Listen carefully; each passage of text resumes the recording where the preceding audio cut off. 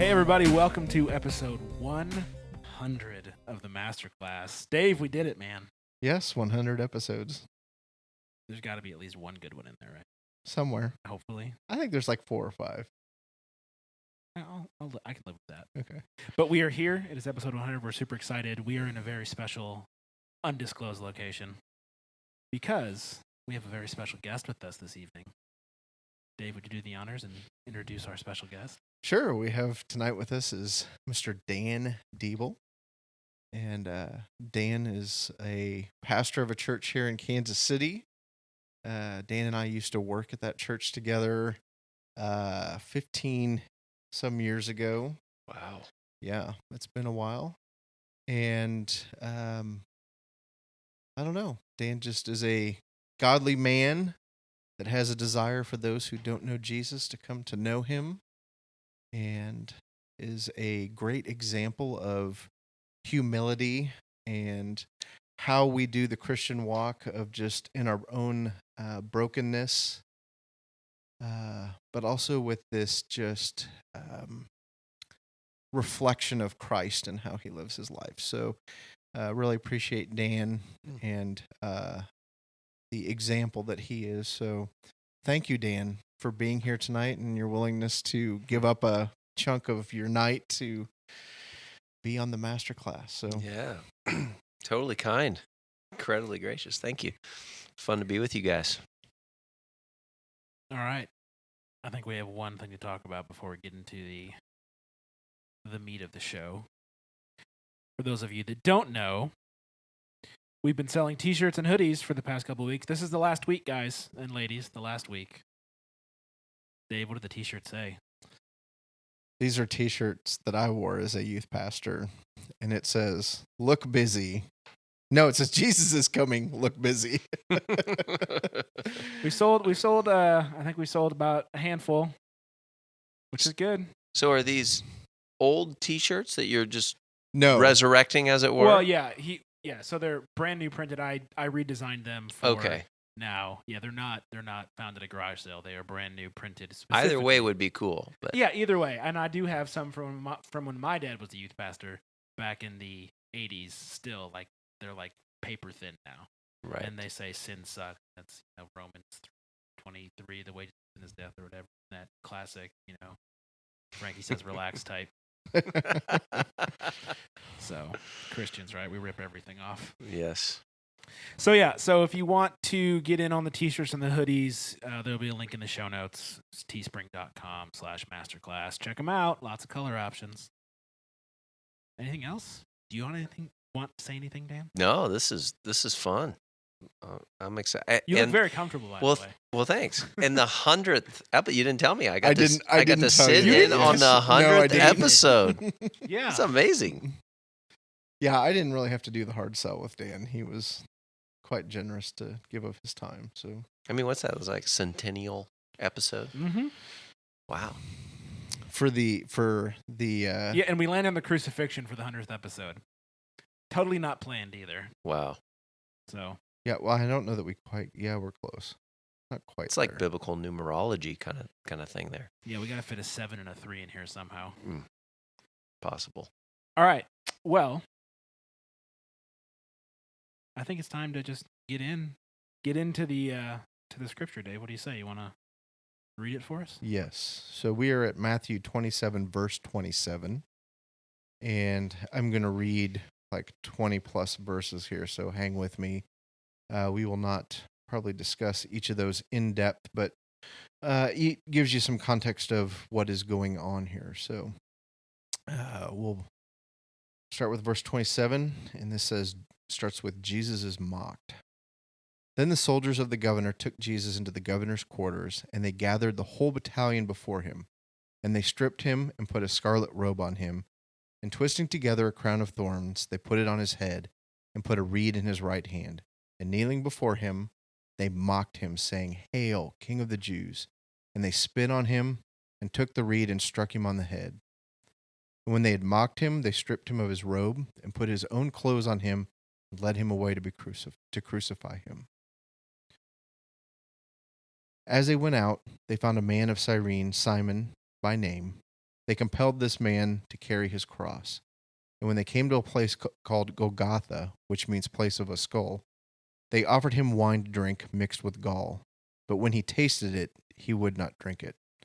And when they had crucified him, they divided his garments among them by casting lots. Then they sat down and kept watch over him there. And over his head they put the charge against him, which read, "This is Jesus, the King of the Jews."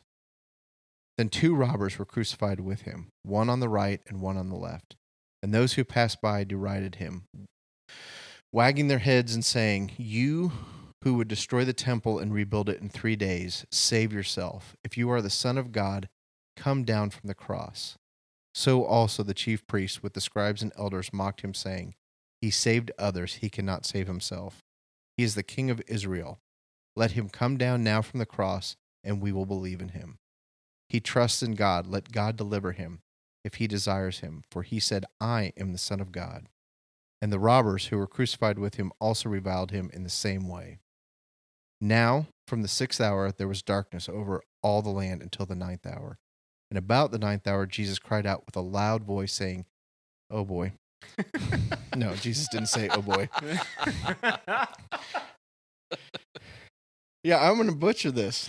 Okay. Eli, Eli, lema sabachthani. That is, my God, why have you forsaken me?" So that's the key part if you're listening. My God, why have you forsaken me?" And some of the bystanders hearing it said, "This man is calling Elijah." And one of them at once ran and took a sponge, filled it with sour wine, and put it on a reed and gave it to him to drink. But the others said, "Wait, let us see whether Elijah will come and save him." And Jesus cried out again with a loud voice and yielded up his spirit. And behold, the curtain of the temple was torn in two from top to bottom, and the earth shook, and the rocks were split. The tombs opened, and many bodies of the saints who had fallen asleep were raised. And coming out of the tombs after his resurrection, they went into the holy city and appeared to many. When the centurion and those who were with him kept watch over Jesus, saw the earthquake and what took place, they were filled with awe and said, "Truly, this was the Son of God." I'll stop there. All right. Thanks, Dave. That was good. It was long. So, it was long. You nailed that foreign language too. Yeah, I should have probably prepared. Aramaic, right? Yes.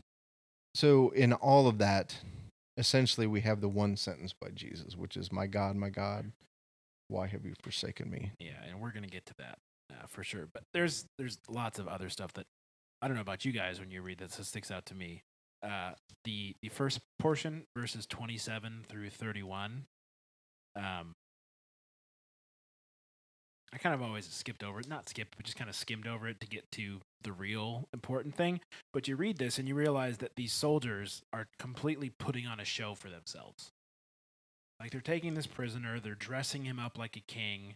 They give him this crown that, is meant to hurt and cause pain. They give him the reed to make him, look kingly, even though they're mocking him. And then the very thing that they use to mock him, they then take from him and beat him with.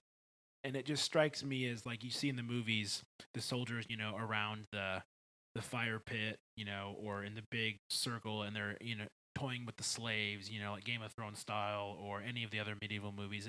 And they're toying with these slaves like they're mice, only to squash them and to show their real might. And so I read this and I'm just like, oh, like, they don't know. They're doing what they do. They just don't realize who they're doing it to. And the fact that Jesus just takes it, to me, I think is not startling isn't the right word, but I guess it's startling to me because I would not take it. I would probably just wind up getting killed. But the fact that, again, this is not the first time in this chapter or this, this end of his life on earth where he has not defended himself. He's chosen not to defend himself. And it's very interesting to me to think of Jesus as this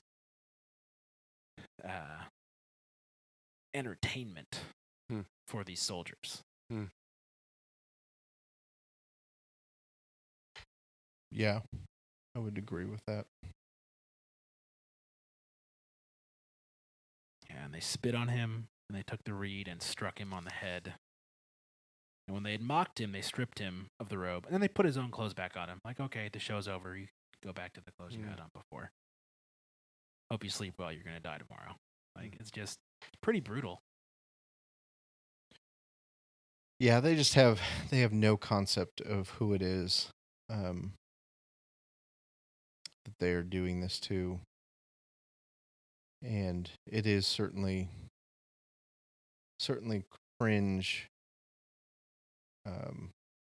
cringe-worthy. Yeah, this little passage, I was just thinking about, how do you twist together a crown of thorns? You make another slave do it for you, probably. Yeah, that's probably true. I wouldn't do it if I was one of the soldiers. Yeah, I mean, what would they have certain tools and, you know? Potentially, yeah, but I mean, that takes forethought and malice, right? Like, that's just... Yeah. I mean, my wife had me, she had me prune our rose bushes. You know, we have 3 or 4 or 5 of them at our house. And it's like, you know, obviously you get the long sleeves, you get the whole thing. And then you clip, which is not a big deal, but you got to be super careful. And then just even placing them into the garbage bin that we use, you know, I'm using these little clippers. It's not like I'm even touching them. I'm just carefully, like, pinching them so I've got them, and I'm placing. I mean, it's like I'm doing surgery, you know, like this kind of thing. And I was just thinking, you know, and of course one of the little, you know, thorns pricked me, and I was like, oh my goodness, just it shot through my whole body, you know. And I was just even thinking, like, how do you twist a crown of thorns? Like, just even in the making of that. Yeah, it's interesting. You're right. They probably had slaves do it, and then obviously just the amount of nerves being crushed when it was not just placed on his head, but impressed upon his skull. Yeah, and then beaten with the reed on. I mean, Ugh. Yeah.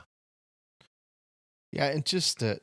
I mean, who even thinks of that? Who even thinks, okay, we got to get this guy a crown? I know. Let's do it. I mean, who thinks of that? Really I mean, sadistic. that is a. But to be fair, these are the people that crucify people. Yeah. It's not like being sadistic and being grossly violent is something that's foreign to these people, right? That is interesting. It's almost like, well, probably just to keep yourself somewhat engaged, you have to be creative. But it's almost like they picked the theme. The theme is kingship on this one. Mm-hmm. Oh yeah. Know?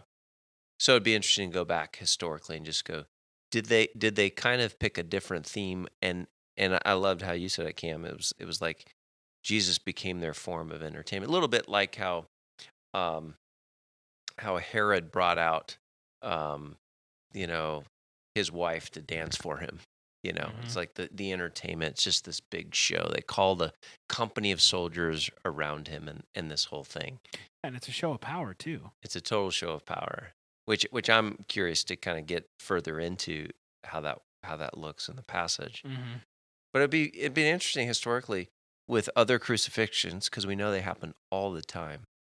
What were the other themes? You know, that based upon the penalty by which they were being sentenced to death, the notoriety around why they were being crucified, and does it become this little bit of a stage production? I've never thought about that. It's fascinating. Yeah, I very much so. I think it did. I'm sure that's probably what it was like. Yeah, it kind of scares me to think about that. Like, what would they do for someone who was like convicted of adultery or rape or something? Right. Like, it would just get super. Well, yeah, and how desensitized are they already just to what they do? And so, Dave, of course, you know I'm always fascinated by your line of work. So just, I mean, we're talking about the sadistic nature of this and what runs through your brain as a police officer. Yeah, and that was my initial kind of response to this, and a bit of my pause was, as I was saying, what kind of a sadistic person and just morbid and warped this is. Yeah, there was very much this sense of you get jaded when you have to see these kinds of things. Yeah. And when this is your job. Yeah, because I personally, I recall being on a death scene. We had an unattended death that was going to have to be investigated. Probably not a homicide, but nobody was present when the person died. And so our saying is you only get one chance to do it right the first time. And so we take every death with the crime scene. With the crime scene, yeah. Mm-hmm. And so, but we were out there, and it was me, a sergeant, and a detective. I was a patrol officer, and somebody made a joke, and I laughed, and I laughed to the point that loud enough so that the brother of the deceased could hear it. And he, from a distance, yells, "I'm glad you can laugh about this. My brother's dead." And it just shot me to the heart. Wow. And so, wow, we're not crucifying anybody. We're not doing what these guys are doing, but we're working a death scene. And one of the things that you have to do to function is you use humor. Yeah. As warped as that probably is, you use humor to deal with it. Yeah. But, and I have a tendency to laugh in the wrong moments, but that particular one didn't. And then at that time I'd been away from the church less than a year.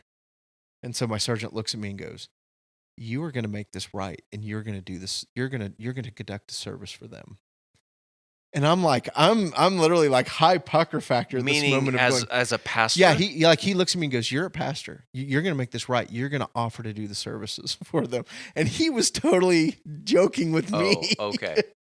Yeah. But as a brand new patrol officer who was pretty naive and had spent many years working in the church, I'm like, "Okay, yes, sir. Sorry, sir. I'm so sorry." And then they started laughing at that. So it just morbid. So dealing with death. Dealing with death is never easy, and we use different mechanisms to deal with that. So there's a compartmentalization, right? Yeah. Is there a disassociation as well that goes on with it? And then I don't know if you guys read the historical fiction, The Robe. Yes, many years ago, right? The Robe, yeah, like the 90s? 1950s. I think is when it was written. I probably read it in the 90s. But you probably read it in the 90s. Yeah, and I don't remember when it came out. Show notes. Yep. But as I recall, and I haven't read it in probably 20 years either, but these soldiers are so hardened, so, again, desensitized and they're half sauced all the time. Mm-hmm. They kind of have to be, right? Right. And as you said, Cam, then there's this whole display of power, not to mention the one-upmanship that goes on when guys are involved with anything. Yeah. Well, and then, too, you throw into it that, and I want to get into this further later on in the passage, but it's Romans crucifying the king of the Jews. Yeah. We're in power. We control this area. And I think that is another layer to the whole thing, too, which I think we can get into when they put that sign on the ground, because I think that sends a clear message to a whole lot of people, for sure. Yeah.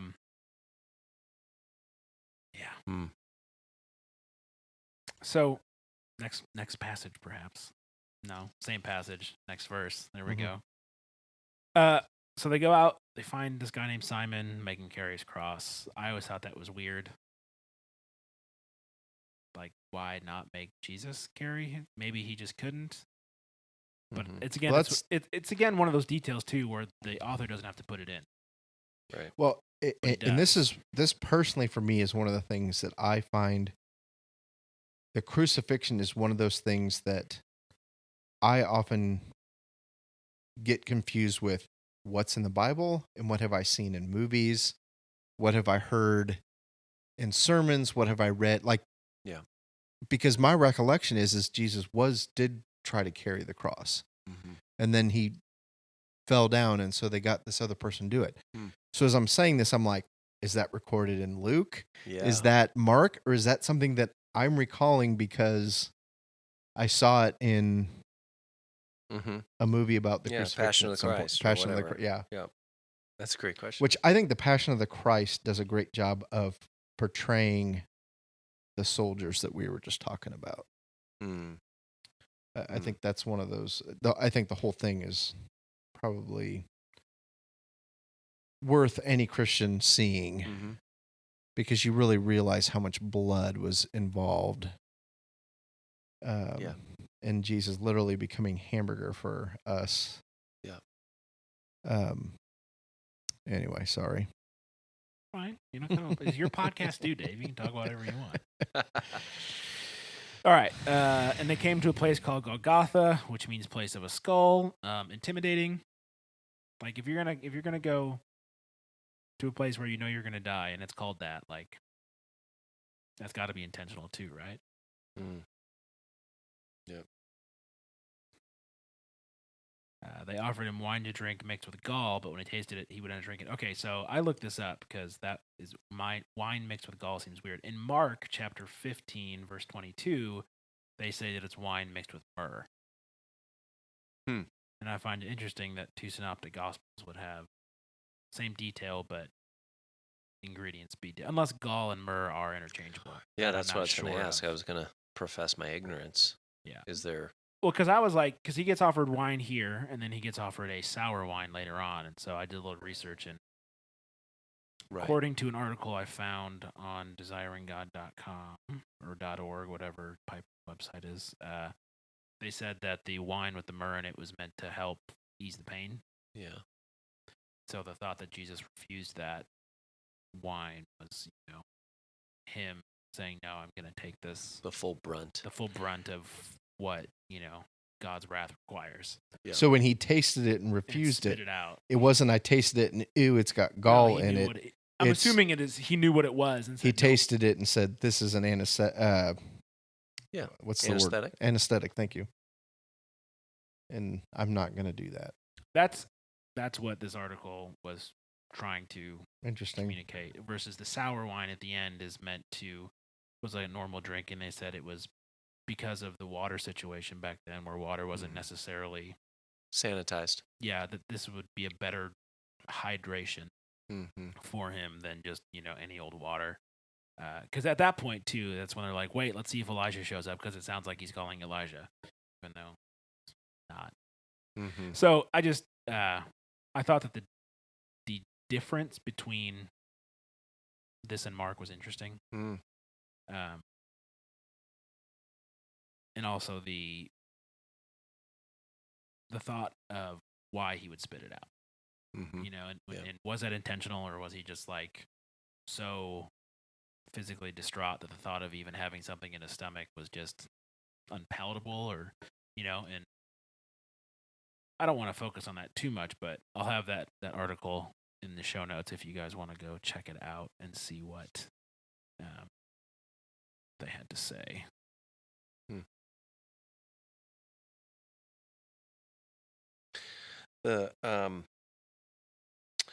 Jump into verse 36. Yeah. Unless there's something else you guys.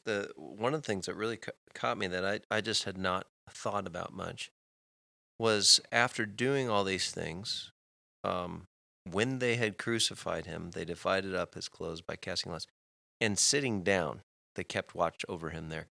And again, this is all just kind of reading and just sensing, questions, observations, without study.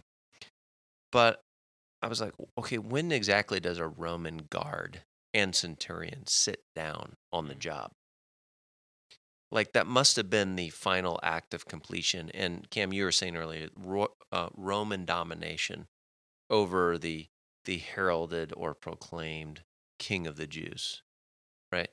And so sitting down has this sense of finality, this sense of domination.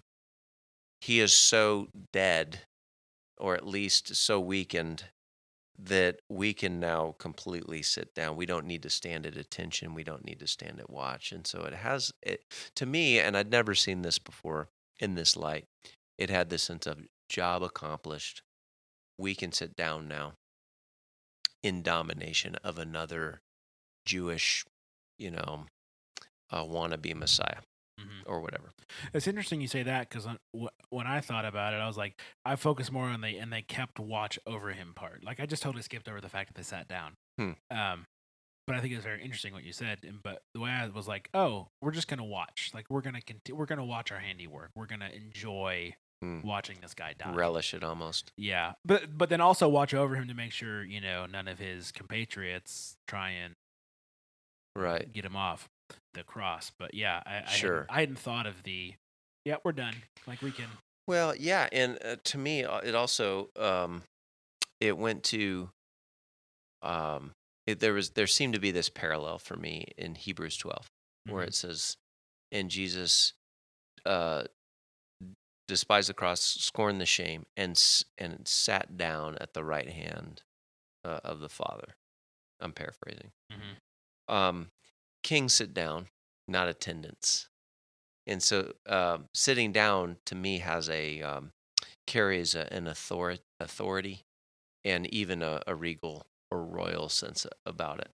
And so here the guards are sitting down in domination of another Jewish uprising of sorts. And yet we walk this out from grave death to resurrection to ascension to its Jesus is the one who's sitting down. The right hand of God. At the right hand of God. And that connects for me very recently in the last week. I felt like the Lord has taken me back to a moment in my life that I've been extremely embarrassed by and ashamed of. And just last week, I was just like, why is this coming back up in my mind? And was just, and this is probably why I saw the words sitting down in this passage this time. And so much to say about that, another time, but I was taken back to Hebrews 12, and not only has Jesus bore that for me on the cross, scorned the shame of it all, but he sits down. And if you think about a king at his court, the only ones that stand are the attendants to the king. The king never stands. And so here's this beautiful picture of he sits at the right hand of the Father as king, as having the full inheritance to the throne. And that meant the world to me in just that moment of being taken back to this moment of shame. Okay, Lord, why are you taking me there? And I just had this sense he's like, yes, I've forgiven you. I just want to take you to a new layer of freedom in this thing for you. And the fact that Jesus bore that shame and now is seated as king over it all, which just kind of for me had this sense of release. He sits on the throne. He's conquered that. He's scorned the shame, and I'm free. And so then you guys throw in this passage out, and just seeing that, man, they must have felt pretty smug sitting down, Absolutely. And yet, who's the last one sitting? It's the phrase, the last one standing.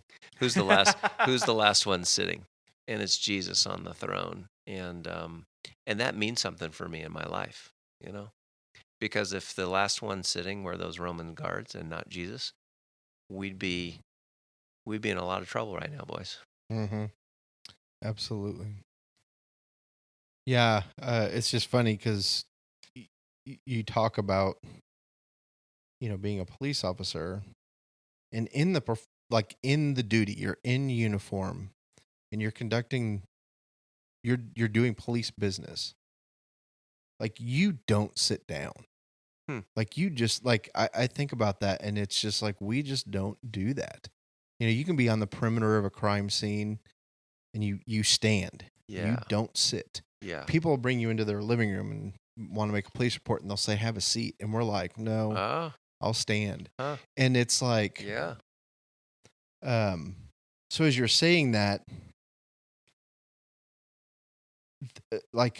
there is just this element of, like you said, it's the king who sits. Mm-hmm.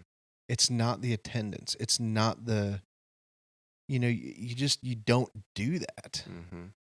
And yeah, I don't know that I'm conveying. When do you sit as a police officer when you get back to the station? You sit in your car. I mean, Okay. that's Yeah, you sit in yeah. your car, and then you sit during your meal break. Uh-huh. But But it's a sense of finality, like you're done, kind of thing. yeah, there's definitely if you're sitting down, you are not doing the job. Mm-hmm. Or the job's over. The job's over. Yeah. Yeah, that's interesting. Well, this little bit of smugness, as Dan referred to it as, which I quite enjoy thinking of it that way, continues in 37, where they say, and over his head they put the charge against him, which read, "This is Jesus, the King of the Jews." And I teased my thought about this earlier, but I think the sign serves two major purposes. One, it's a mockery of Jesus, just like the crown of thorns, just like the purple robe, just like the reed that's supposed to be the staff. You say that you're a king. We're going to call you king as we kill you. We're going to give you the title that you deserve. But I also think that it's a pretty cold reminder to all of the Jewish people watching him die. This is your king. This is the one that you believed in. This is the one that was going to save you. And this is the proof of our dominance over, your entire people. And it's like, man, imagine being one of those people. Obviously none of his disciples are there because they all scattered. Maybe they were watching from far away, but it's not recorded as far as I'm aware. But just the hope of the folks that were watching that was squashed had to have been like, when you put out a fire and it's all just smoke and everything that was there is just gone. Or like the whoosh of air out of a room when a vacuum is released. Like it just had to have been completely deflating, I would think. So, to me, there's even an element of, I guess I was under the assumption that they would hang the charge above somebody. This is why you're being crucified. Charge. Well, but I'm just saying that everybody would have had that sign. Yeah. So as they're hanging these signs up, almost from kind of the perspective of Pontius Pilate. So they get to Jesus and they're like, so what are we going to put above him? Well, they crucified him because he's King of the Jews. So really, that's the charge. Yeah. So we're gonna put on the sign, we're gonna put King of the Jews. Yeah. That's really why we're crucifying this guy. Like there's almost an obviously there's an absurdity to it, but I would even think for the Roman soldiers of just this is it. This is why this guy is getting the worst death possible. Worst death possible is that he is King of the Jews. Well, and is it in John's account where the Jewish leadership, they take real offense to this, and they try to get Pontius Pilate to change it, to change the sign? Yeah, and Pontius like, well, hey, because the whole point of them getting him killed was yes. that, no, we have the It's power, the not last him. thing we want. Yeah, exactly. And even in that, they can't get what they want. And for the first time ever, Pontius Pilate is resolute and has a spine. He's like, no, what has been done is done. It's like, dude, could you not have been more decisive earlier? Oh, man, I think he was making vacation plans and trying to get the heck out of Dodge. He probably was. Yeah. That's interesting just about, the charge over you. Yeah, and that sounds familiar to me, but I'm trying to think, is that biblical or extra biblical? So it's a good question. Makes me wonder just what would our charge be? What would the charge, like on me or my charge against him, or? No, I was just thinking, so if Jesus died for our sins, okay. Yeah, I mean, it's a complex answer, but maybe the way to frame it would be, sure, there's no hierarchy of sin. Sin is sin and all that stuff. And yet we bear different amounts of shame over different things in our life. And so if there is a resident shame in us that the Lord would want to heal or release us from, what would that charge that the enemy or even ourselves we bring against ourselves that would be over Mhm. over our cross? Not asking us to answer it, by the way. No, but No, that's- it's an interesting but question. what would be what Yeah. would be my charge? Yeah. And That Jesus would want to remind us today. Look, there's like I took this to the cross, yeah, and you don't need to take it any longer. That's a very good question to think about. And really, I mean, to think about, not just to say, oh, well, but Yeah. again, what is the shame in your life? What is the root of that shame? Why is it Yes. still Yep. shame? What, like, 'cause there's like things that you regret, and there's things like, probably should, but like shame is something that Yep. is its own, like it's got gravity to it, Mm-hmm. Yes. and the shame wants to pull you into it. Yes. And Jesus would rather say, you know what? I took care of that. Let me pull you away from the gravity and into me and to my righteousness. Mm-hmm. Yeah, I think we would all do very well to think on that for sure. Well, and maybe it's something to invite the Holy Spirit to bring revelation to what that is.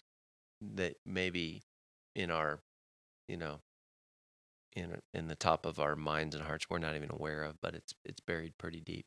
I think that's something maybe someone listening to this just knows, but maybe for others of us, we just need to trust the good Spirit of God to just examine us in a way that might bring revelation of what that is. And it could be a surprise to some of us. So I think there's a work of just listening there. To your point, Cam, it's maybe not just thinking, what's the worst thing I've ever done in my life? Maybe there's something that we're carrying pretty deep and we're not even aware of it, but the Lord is aware of it and he wants us to be freed of it Absolutely. because he took the charge. Yeah.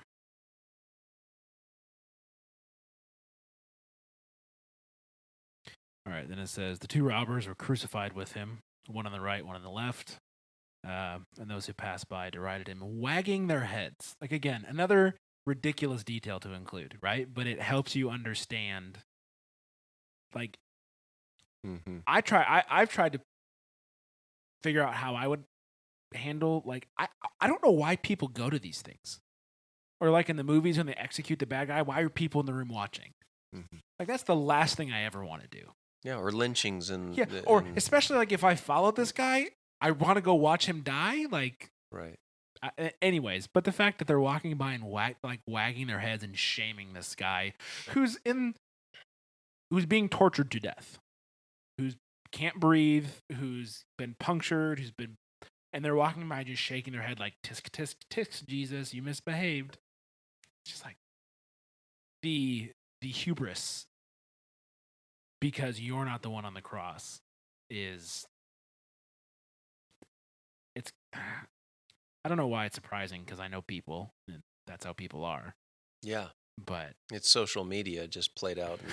well, that's exactly because it's I didn't even think about that. Yeah. Oh my goodness. because it's isn't it SMH that people put Shaking my head. Yep. shake my head, and it's just Oh my gosh. Oh no. Yeah, so it's in us. it Oh, is in no. us. It's so in us. But these Yeah. people actually had the what's the word I want? The appropriate word I want to use here. They had the courage to actually do it in person. front of face to face. See, I was Yeah. gonna say audacity. Yeah, audacity. Yeah. Well, I was gonna say something else. So I'm glad that you... Right. Yeah, they had the audacity to do it to his face. Which honestly, maybe I have more respect for you if you can do Right. it to my Right. face. I mean, Goodness, that totally changes how I look at that now. Thinking about it as social media, Twitter trolls, man. yeah. And And and again, their mocking continues. You who would destroy the temple and rebuild it in 3 days, save yourself.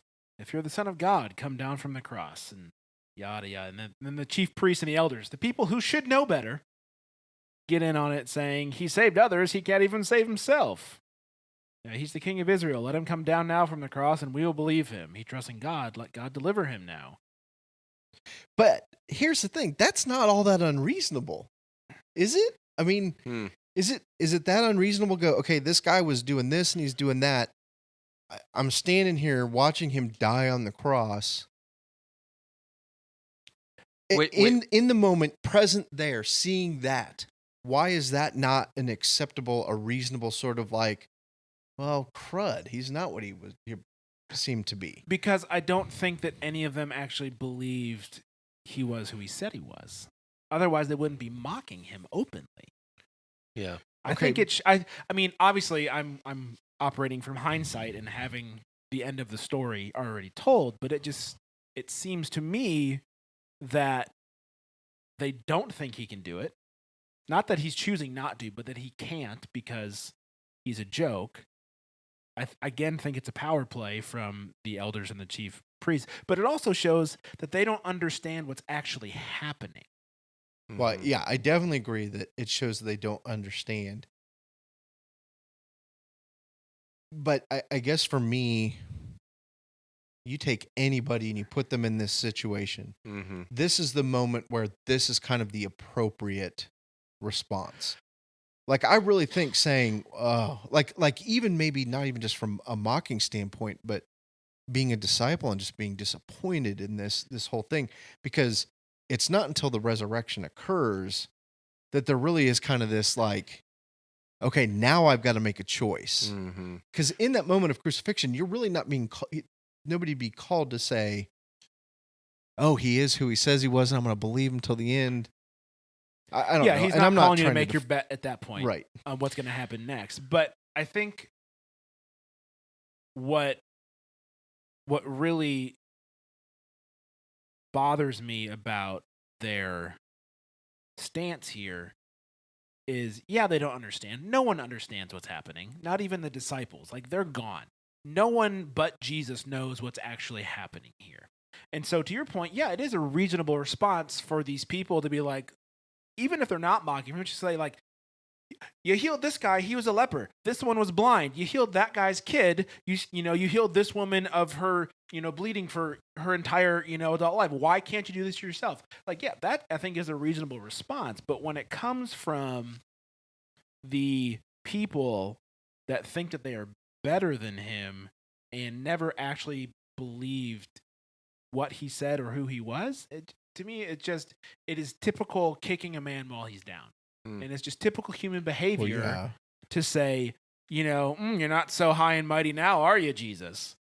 And to mock a person who is being tortured to death, like, that just is inexcusable. No matter how much you didn't like that person or, how threatened you were by him, I don't know. I'd like to think I wouldn't do it. I probably would. Well, it was a shaming culture back then, and we're becoming increasingly one again, as manifested over social media. So you say kicking a man while he's down. I mean, who doesn't love to do that when one of our celebrities fall or one of our athletes fall, or, I mean, anybody. I mean, so, and the thing that I wonder is, I don't know, was it last week you guys talked about mob mentality and those things, herd mentality, those kinds of, and so I don't know how many fans Jesus had by the time he got to this point. I mean, the minute he turned towards the temple and cleansed it instead of turning towards the Roman garrison to attack it, I mean, that's what the whole triumphal entry was about to the crowds. Was, okay, it's go time. Yeah. And the minute Jesus didn't do that, and then of course getting arrested, and I mean everything that then leads up to this very moment, I think, to your point, Dave, all but maybe Mary, the mother of the Son of God, and her dear friends, and John's there.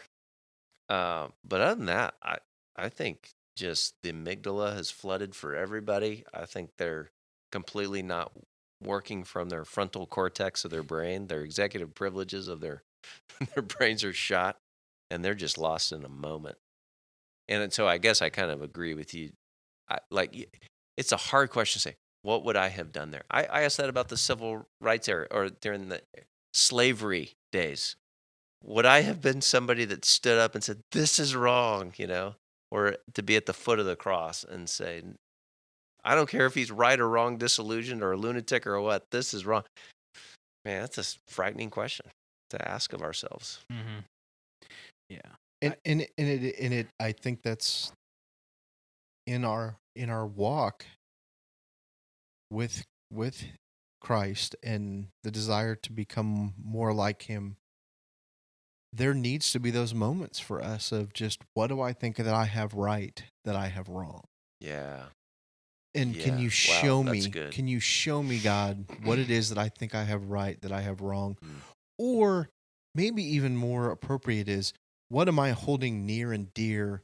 What am I giving more credence to than I should in terms of my faith and what really matters in terms of eternity? Because I think we latch on to things that really just are not as significant as what we think they are. And some of those things in the whole scheme of it maybe are harmless. And if they're never resolved, well, God's grace is pretty awesome. So I think we're good. Yeah, but thank goodness. Yeah, but I just know personally, and I'll quit rambling here, is just I know there's things that I think are so important that I hold dear, that I think that I have right, that I don't. And Yep. I desire for those things not to be in my life. Well, we see a moment. Did we read it? I can't remember if I read it or we read it here on the air, but there was a centurion. Mm-hmm. It did take, dead bodies coming out from graves and, the sky going black for him to go, I may have gotten this wrong, the centurion, Yeah, to me, that's one of the biggest, oh, crap moments, like, in history. Yes. When that guy just goes, oh, no. Could you imagine? No. I mean, that would be amazing. To Yeah. know that It's like not one of those only things that I think, like, intellectually, I'd love to be there, but I think physically, I'd be like, I would lose it, because, like, the people coming out of the tombs, it's like Walking Dead style. Like, no, thank you. Oh, total zombie land. Yeah. Yeah. Except that they were, like, alive. But just talk about a weird Tuesday or whatever day of the week it was. What day would this have been? This would have been Friday. Yeah, or Good Friday, right? Saturday. Oh, yeah, no, it'd been Friday still. Yeah.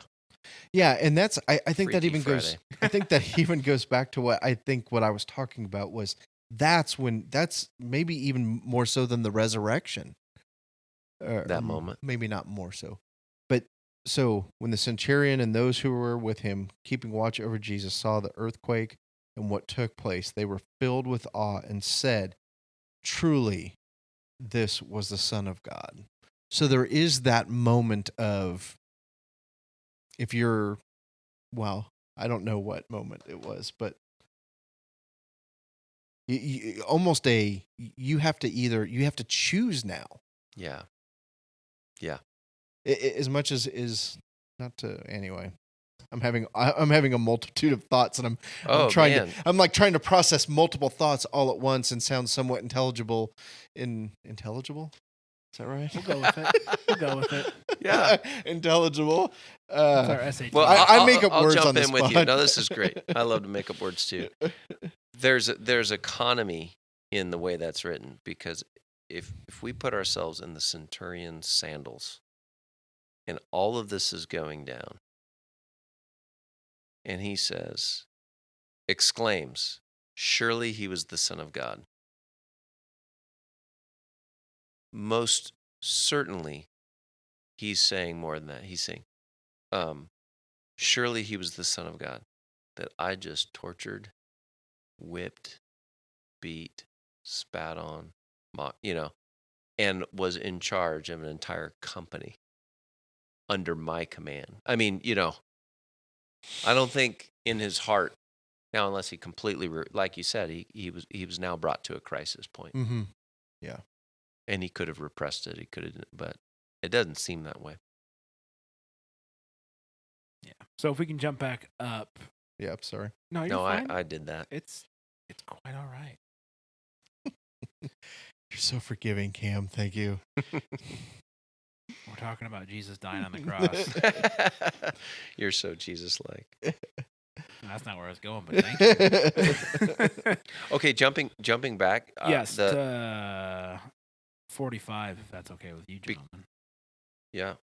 Did you have something else you wanted to say? Well, just this is one of those scenes.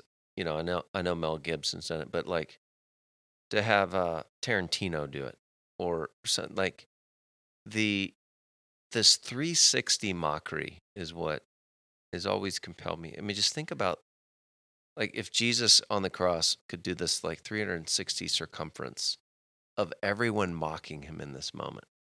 So you have the guards, and you have the guards commanders. You have the Jewish leadership of the chief priests and the teachers of law. You have the people passing by, right? And then you have the person on, if we assume he was in the center. Does it actually say Jesus was crucified in the middle? I do, because I think it refers to a robber right, on his left and a robber and on his right. right. Okay. So they're hurling their own insults, heaping insults on him. Am I missing something? So the robbers, the passerbys, the guards, and the chief priests and the scribes, chief and the elders. priests, right? I mean, short of his mom, like, joining in the fray, it's like, that's just intense. So from an identity standpoint, I mean, so I'm a people pleaser. I'm an approval junkie. Like the amount of like steel in the soul of Jesus. To sit there, you had said earlier, Cam, he didn't defend himself. It says that, in other places, Jesus didn't say a word or he remained silent. I mean, just the resolve to stand in that moment. But just, I don't know, I just visually just kind of see the camera going around Jesus and just picturing all these blurred faces and voices and images in kind of this warp speed. It'd be dizzying, yeah. Yeah, it'd be dizzying. Yeah. So it's a cinematic moment, but for me, it's a... Yeah, and like as you describe it, I'm seeing it in my head too, and it's just totally overwhelming to even consider being. And then he has the wherewithal to say, Father, forgive them, for they don't know what they're doing. It's not in this account in Matthew. But it's like, good night. Good night. Yeah, better him than I think anyone else, right? And who's the them? Especially in this scene where, from a 360 standpoint, they're all mocking him. Mm-hmm. Yeah, and it, as you were saying that, I was sort of thinking, okay, so you got the 360 and there's the crowd and all these people doing this to him. What was he hearing from the Father in this moment? But in this verse, my answer is nothing. My God, why have you forsaken me? Right. And so, like as you were initially saying that, I was like, well, but he still had God. The Father was taking care of him. But I read a little bit further and I go, he didn't feel that. He was not experiencing the full abandonment. Yeah. Just. Now he's quoting Psalm 22 there. Right. So. And that is King David, right? Mm-hmm. Like it's an actual, like, we know that's King David. And. Yeah. You even compare the two and it's like, oh, I'm sorry. I'm having this tangent in my brain. No, I mean, I think that's the general consensus is Jesus experiencing what we most deserve, which is not only punishment for our sins, but even the full abandonment and separation of God in that moment. Well, and it's the first time that he's in eternity been separated from God. Right. And, great point. It's easy to throw the word eternity around, but like I'm 30. Even in earthly terms, I'm still a young guy. Like, I've got some life experience, but like the next 20 years are going to drastically change my view of that experience, right? And so if I'm already overwhelmed, or at least just kind of like, man, that's a long time. Imagine. Well, we can't. I mean, I'm trying to even frame it in a way that, shows how little time we have on Earth. But like, once you start to understand that, like, eternity is in every way larger and bigger and grander, and I'm running out of words to try and like even like it just doesn't. Our brains doesn't compute. And like I don't I barely remember high school, and that was like 13 years ago, right? But Jesus has eternity with God, and in that moment of being separated with Him, like that's. I don't have an emotion or a word to describe with what was going through him at that point. And, forsaken seems like a softball. Right. Doesn't seem like enough. Exactly. It's not enough of a word. And it's pure conjecture on my part to try and understand, what's going on. But it just, like, you think about what Jesus is going through, and I don't have anything to equate it to. The only thing I've ever broken is I chipped a knuckle playing flag football. Like, that sort of level of pain physically, I don't understand. I can't appreciate. Yeah. That sort of emotional pain, I don't know. I can't appreciate. Right. That sort of societal and like psychological pain, I don't understand and don't appreciate. And then to throw in the spiritual pain, it's just like it's totally like great. The word like numbing comes because I just don't even know how to. Can't get your head around it. Yeah, and so. And what pain do you think's worse? Like I'll never forget the time I was in college. I was dating this girl, and she broke up with me or something like that. And I was playing this pickup game of basketball, but I was so in the dumps. It's all I could think about was this girl and the breakup and the whole thing. And then I remember playing pickup basketball, and I got a bloody nose or something. Got nearly knocked out. And I remember lying on the basketball floor on the court, bleeding out my nose, and just thinking, this is so much better to like have a physical distraction from my emotional pain right now. Now, I'm not recommending anything here, but the major pain solution. Yeah, right. Don't take this and run with it is what I'm going to say. But I just remember having this like comparison of psychological pain, like what you're saying, Cam, to emotional pain. It's like, or physical pain, I should say. Yeah, in some ways, I'll take physical pain because we can put it in a context that you just can't with. Well,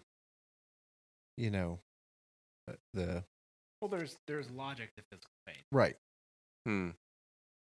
Is that? Do you mean it's more tangible? It's more concrete. Yeah, so. I can go. Well, and there's direct cause and effect too. Like if I put my hand in that fire, I'm going to burn my hand. Like it makes sense. It's logic, Right. But whereas, with psychological or emotional pain, it may not make sense why you're reacting the way that you're reacting, or why that person treated you the way that they did. Yeah. You were best friends. You were dating that girl, and then you broke up. Like, getting blindsided by that sort of stuff, and then realizing how invested you were in something that was so fickle or so shifting without you realizing it. How could you let yourself feel in just all the self-preservation and all of that to say? All that to say. So we look at the scriptures and we go, okay, twisting the crown of thorns and the lashings and all those things. But what I don't think it gets its fair play is all the underlining, and I'm so glad you mentioned it, Cam, the emotional pain, that the spiritual abandonment that Jesus felt in that moment, the cosmic abandonment, the full kenosis, the self-emptying. Like, wow. Yeah, it's like, to me, the more you dig into what actually is going on here, the more you're just like, I don't think I want to know anymore. Because, like, I already, feel the guilt of, like, okay, he died because I'm a sinner. But then he also went through the emotional and the physical and Like, and it's just like, Yeah. oh, what? Like, But no, that's not. Do you think that's an emotion Jesus is striving for in us? no, and it's totally my glitch. Oh, okay. And I'm not saying he's trying to shame me, but it's just like the more that like you really think about why he's going through this. Yeah. And how serious God is about justice and about sin Yeah. and about correcting the relationship that we broke. Like that's Yeah. what this is all going towards. It's how can he receive the just payment for the sin that was done to him, but how can he do that in a way that totally reconciles him with his people? Yeah. Like he's not doing it to be vindictive. He's doing it because he wants to fix what we broke. Yeah. Which is incredible. And, for me, I think it's just trying to come to grips with the fact that I have sinned and I do sin and I'm probably going to keep on sinning, hopefully less and less and less and less, as the Spirit, builds me. But to know that he had to go to such extremes to fix something that we broke is like, that's just hard. Mm-hmm.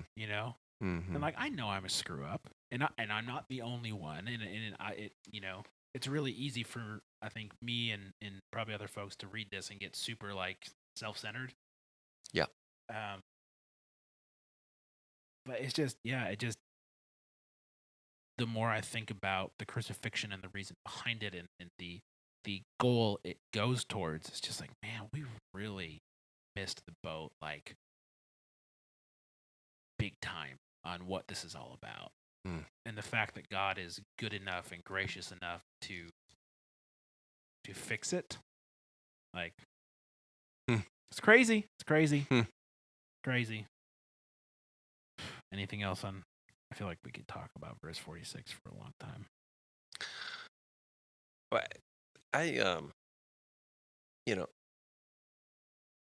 my interpretation is Jesus is talking on two levels. One is he's experiencing the full abandonment of God. He's also signaling a messianic passage from the Psalms that, as best I can tell, they're not picking it up. Well, it's just like even in this point, he's like, no, going to like fulfill more scripture. They're missing the Aramaic. It's like, yeah. He's talking about Elijah. No, like where? Yeah. So again, I haven't researched this, but it's like, I mean, could you be just thinking Jesus on the cross? And he says this, and they start talking about Elijah. He's like, wait a minute, like where'd that come from? I don't know. It seemed like a non sequitur. Yeah. Like, and the other thing too that's funny there to me is like, oh, he's talking about Elijah. Quick, go get him wine so we can see if Elijah. Like they're more excited to see if Elijah shows up. Yeah. Than to try and comprehend it. Just the whole thing just starts to get weird. Yeah, and Dave, whenever I wrote this, it wasn't for this reading tonight, but at some point I had written in my Bible here, right at this passage, ambulance chasers. The rubbernecking, the whole thing. It's again just kind of the and actually it seems for this whole passage in terms of the crowd mentality. They're just ambulance chasers, the rubberneckers. Even the people that are crying are being paid there. They're professional mourners there to like weep. Yeah. Which I think is in a different passage. But again, I think it comes back to the show. Like everyone is caught up in the spectacle of it all.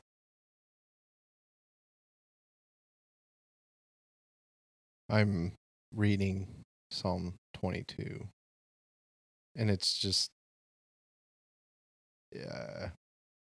it's amazing the number of parallels that there are even with that entire verse, and not just the my God, why have you forsaken me, including they wag their heads. Oh, interesting. Yes. So, sorry. No, that's not at all. Not even a tangent, Dave. Good. All right, we're almost to the end. In verse 51, it says, "And behold, the curtain of the temple was torn in two from top to bottom. The earth shook, the rocks were split, the tombs were opened, many bodies of the saints who had fallen asleep were raised." It's a sci-fi movie at this point. And then this is where we get to the centurion who says, "Truly, this was the Son of God." Dan, I wanted to pick your brain about this curtain in the temple. I remember certain things from my education. I remember all the things you remember. Oh, well, hopefully you remember more than I do.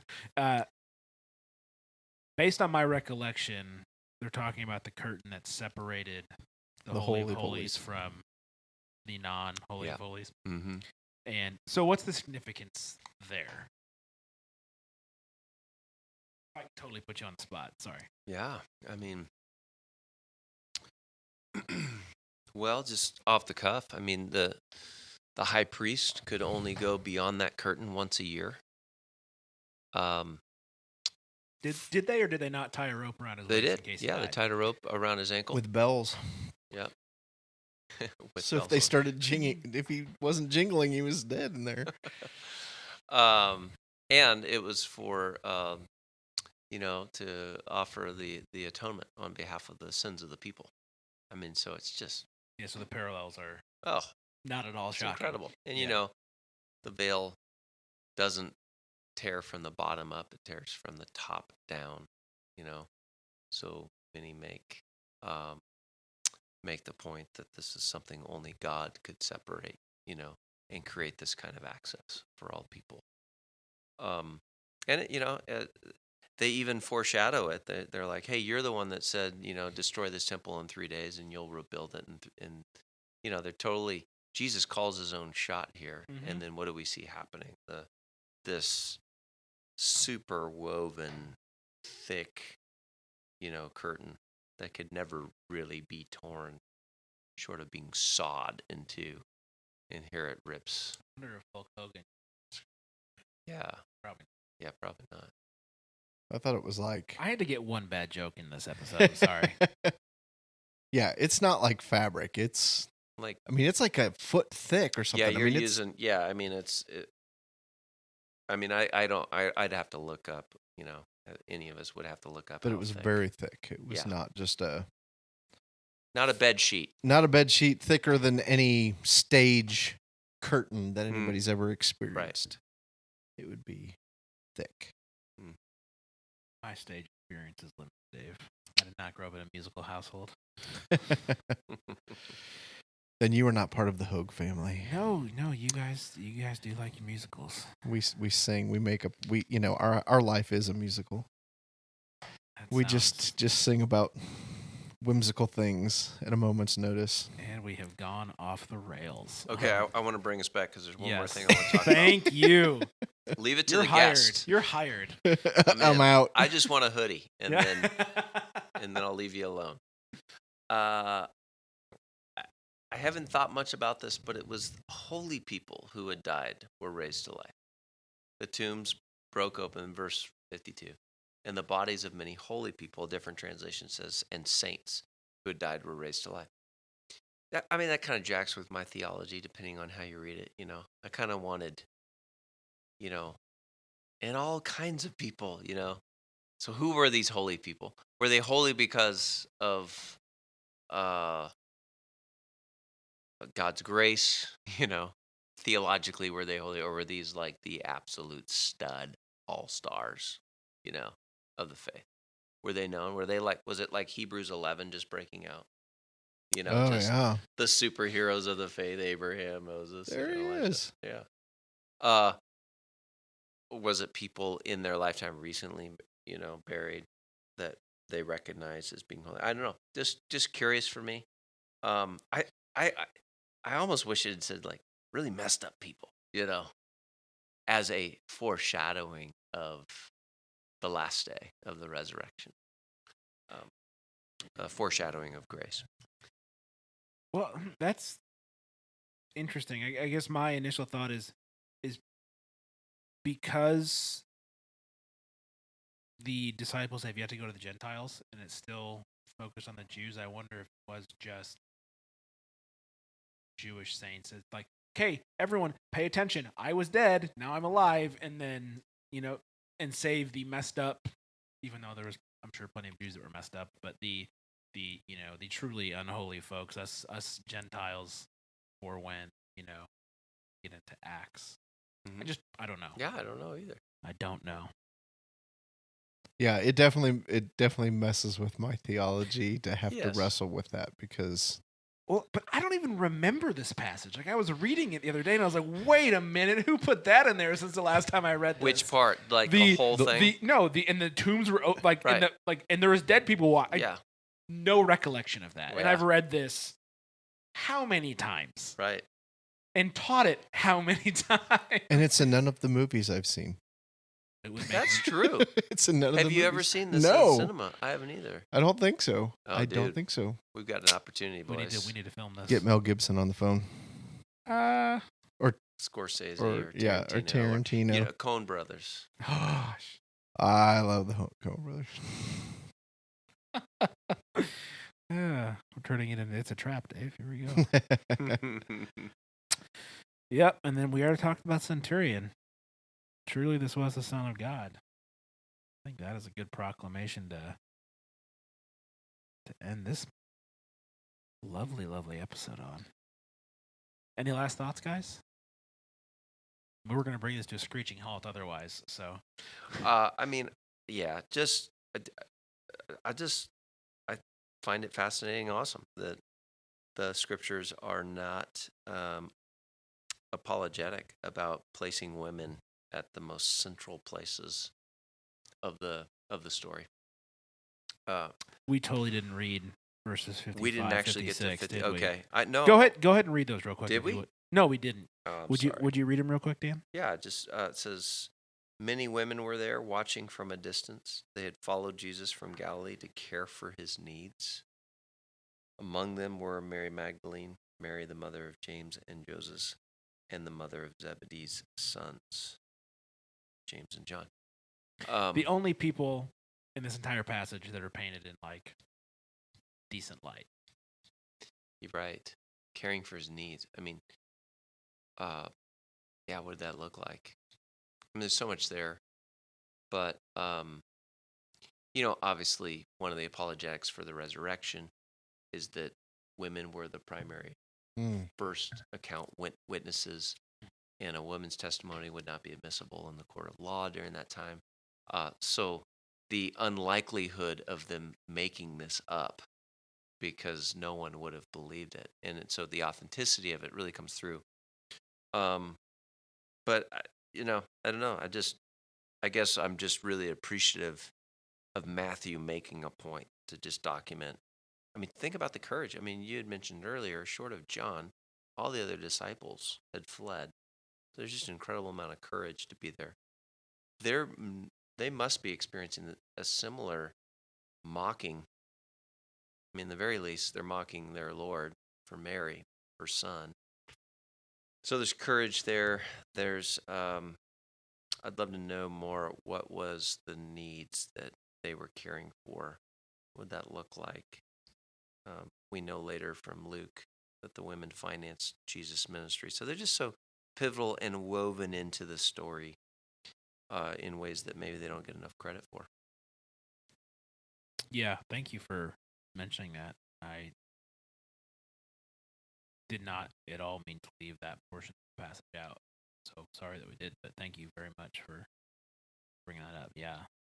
Well, that will change as your daughter gets older and you begin looking through the different lens. Kennedy, is that right? Mm-hmm.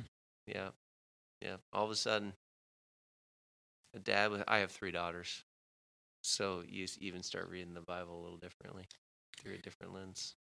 Because I want my girls to be, like it says in Acts, leading a house church or being the only ones bold enough to be there when everyone else is hurling insults, and to be there caring for the needs, whether it's Jesus or somebody that Jesus would identify with. Yeah, absolutely. Yeah, I guess I'm struck with just the importance of Scripture. I know that's for those of us that consider ourselves Christians, that, okay, you read Scripture and you pray, but just how we can never stop just being in the Word and wrestling with it, and how it does have different meanings, different messages for us at different stages in our lives, different perspectives, and just even how you can read something so many times and be like, I didn't see that, or what are the implications of that? So that's it is truly living. It is truly, God is present in the Word, and it is I'm grateful that the curtain was torn and I do not have to rely on someone to tell me what the Word means, but that the Holy Spirit shows up and is active with us in Scripture, and we are ever evolving. A nice word for, anyway. Ever maturing in our faith. Well, and reading in community. So just sitting here with you guys tonight and knowing that you guys have now done this 100 times together. Isn't that crazy? And you're still not done with Matthew. You're either incredible slackers. We're slackers. or you're geniuses. And I prefer the latter because there's something powerful about reading the Scriptures in community, just sitting in it together and just living with it. So thanks for letting me be a part. We appreciate you giving up your time and being here. And very glad to have you. Friday night into Saturday morning officially now. Come on. All right. Well, I think that's it for episode 100. If you want to get in touch, and please do, there's obviously a lot that we discussed in this episode. You can get Dave on Twitter. He's at David J. Hogue. I'm at Cam Brennan. Are you on Twitter? No, his Twitter deal is Real Men Don't Tweet. Yes! That's awesome. Real Men Don't Tweet. All right. You can find me at Real Men Don't Tweet. Is that really what it is? Yeah, I think. That's funny. It is my handle. Oh, gosh. Do you call it a handle? I don't know. Yep. Oh, man. Email us, hello@supermegacorp.net.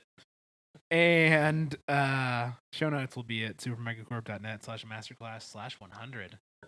Until next time, say bye, guys. Bye. See ya.